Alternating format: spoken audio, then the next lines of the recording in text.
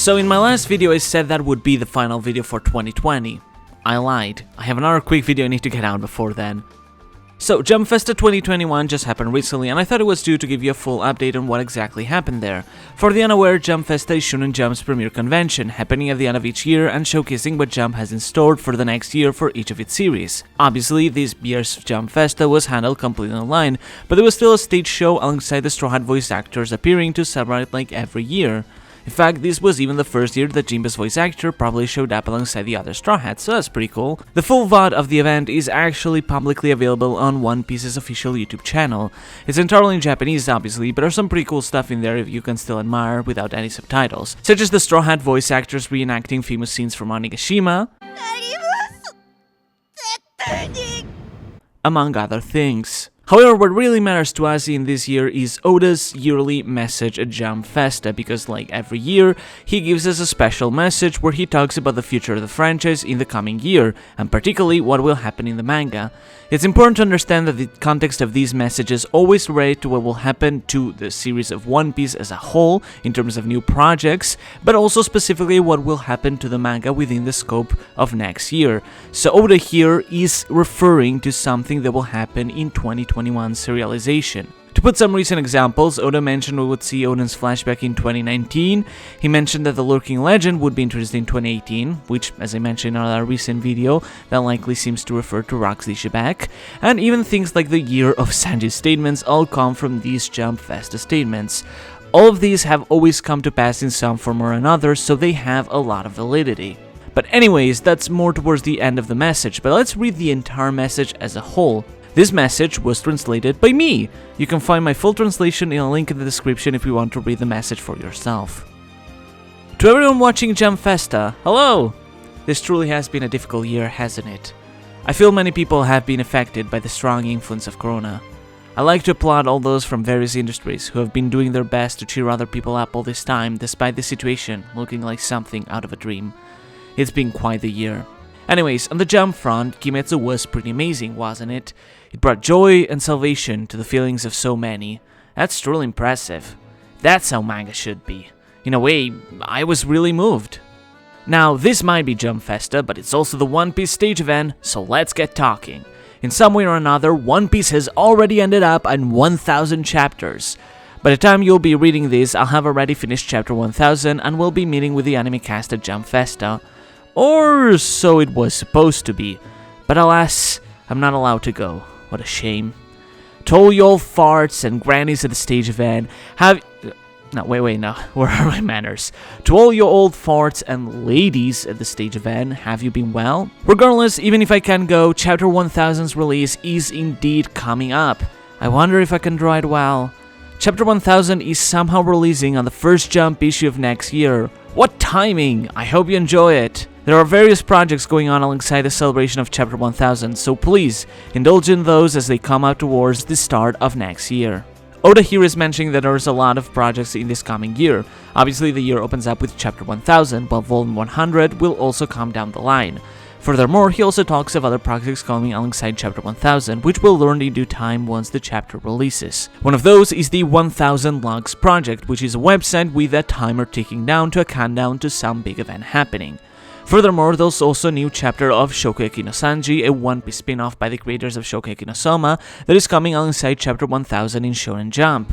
In terms of other projects though, this is purely speculative, but it's quite likely we'll hear more of the Netflix live adaptation next year, hopefully maybe even some sort of trailer, and it's also possible that a new One Piece film might be announced around summer to release in 2022 if the current pattern keeps up. There's a lot of interesting things to look forward to in this coming year. But here is what really matters to us. In the next line, Oda finally mentions what will happen in the manga in 2021. As for the contents of the manga, as new information goes, I wonder if he's soon going to move the red-haired man. So, it's not much, but Oda is basically hinting that the red-haired man will appear in 2021 and will be moving in some way or another. Now, obviously, this red-haired man could only be referring to one person. Ichiji. Now, of course, we're talking about Shanks. Now, granted, it is also possible that this red-haired man could be another red-haired character, like maybe Kid or someone else, but this is an epithet that is always associated with Shanks, and it is his title as a Yonko, so it's almost certainly talking about him. The only reason why Oda didn't say Shanks outright is because he likes to tease and sound dramatic with his messages, but it really isn't because he's necessarily referring to someone else. Given the way he's wording it, he's quite clearly talking about Shanks, or at least it seems so. So that's pretty exciting to think that Shanks will seemingly move in the manga in 2021, which makes me wonder how that will happen. Will Onigashima be over by then, and he starts moving by the end of it as a new arc rolls in? Or will that happen during a Reverie interlude after the end of Act 3 or Act 4? Or will it tie directly with Onigashima? We'll see. For the moment we could just speculate. However, there's also a very important thing we need to keep in mind, and it's the fact that Oda's statement about what would happen in the manga in 2020 never came to happen. You see, the reason for it is because while Oda has a plan for the manga, as always, and in 2020 he predicted a series of things that would happen, the edit breaks in this year ended up delaying a good chunk of chapters. So all these things that were meant to happen at the end of 2020 were instead delayed to early 2021. Which means that we'll see all of these things very soon, we'll see them in the coming weeks. So here is what Oda said at last year's Jump Festa about what we can expect from the manga in the coming few chapters. That said, while we're focusing on these flashbacks for now, the importance behind Luffy and the others' adventures and the meaning behind their fights so far will soon become clear to us. Luffy doesn't care much about that sort of stuff though, does he? At this point, the Wano Country arc is reaching its core. I've been excited to draw these parts of the arc, so here we go. And on the flip side, Sabo will? Vivi will? Hancock will? Ah! Okay, enough of that. And finally, things are starting to develop in such a way that the endgame might soon be in sight. Keep an eye out for it. So, that's a lot of things to consider now.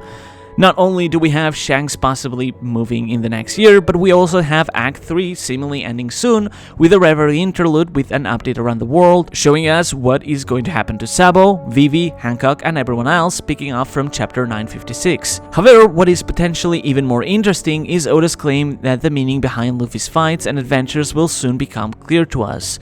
To me, this sounds like it couldn't be anything else but a reveal of what the will of D is, and this power of fate that Yamato mentioned in the last chapter, which I already did a full video on, and I think it could be a big element of chapter 1000, or at the very least the coming chapters, and this statement simply reinforces that. Furthermore, the thing he said about the endgame coming in sight is also quite interesting. Now, obviously, Luffy finding Kaido and potentially defeating a Yonko in the near future is a big development towards the endgame, but I wonder if Oda's referring to something more specific here. So that's a lot of things to consider now.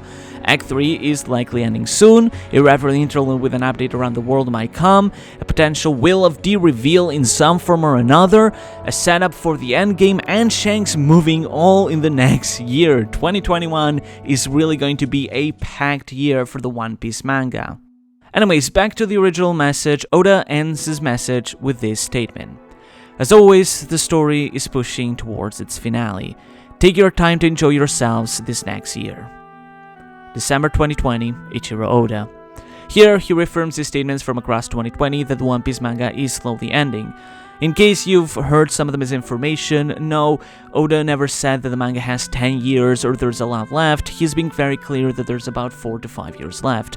And that is not a joke or a vague statement, that is something he has been very clear about. Of course, it might depend how it turns out, but at the very least, Oda has been very determined about meeting this time frame. But, like he said before, here he's just telling us to take our time and slowly enjoy everything without rushing, without obsessing, and just having fun with One Piece. So that's all from Jump Festa, but there recently also was an interview with Oda's editor, so since it's very short, I thought I'd throw it in here as a small bonus. In this interview, Oda's editor Iwasaki confirmed once again that, just like all other editors, he was told the full ending of One Piece by Oda. The interviewers then asked him if he's seen theories on the ending on YouTube and TV and if any of them got close, with Iwasaki saying that, in terms of guessing all the different parts of the ending, he believes no one has gotten close among those he has watched, at the very least.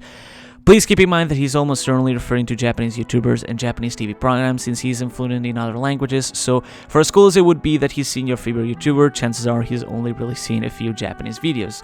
But the fact that none of those Japanese videos seem to be close is a very exciting prospect.